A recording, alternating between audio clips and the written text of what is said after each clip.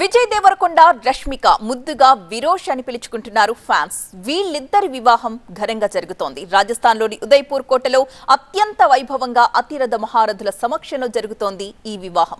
వీరి పెళ్లి సందర్భంగా ఒక ఆత్మీయ లేఖ రాశారు ప్రధాని మోదీ. విజయ్ దేవరకొండ రష్మికకు ప్రధాని మోదీ శుభాకాంక్షలు తెలియజేశారు. విజయ్ దేవరకొండ తల్లిదండ్రుల్ని ఉద్దేశించి ప్రధాని మోదీ ఈ లేఖ రాశారు.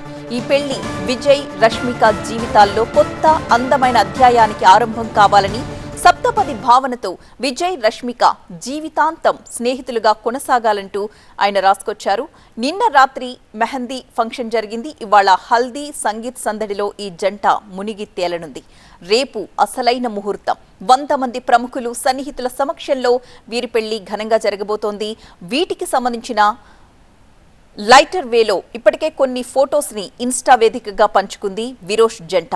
విరోష్ ఈవెంట్ కోసం Udaipur ITC mementos hotel colourful గా ముస్తాబైంది. వచ్చే నెల 4న హైదరాబాద్ లో గ్రాండ్ గా రిసెప్షన్ ఉండబోతోంది.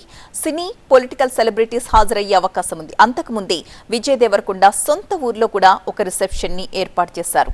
ఈ రోజు కాబోయే వధూవరులకు శుభాకాంక్షలు తెలిపారు మోదీ. విజయ్ దేవరకొండ తల్లిదండ్రుల్ని ఈ లేఖ రాశారు. సప్తపదితో జీవితాంతం వారు వర్ధిల్లాలని, విజయ్ రష్మిక జీవితం అద్భుతంగా ఉండాలంటూ ఆకాంక్షిస్తూ ప్రైమ్ మినిస్టర్ రాసిన లేఖను మన స్క్రీన్ పై చూస్తున్నాం.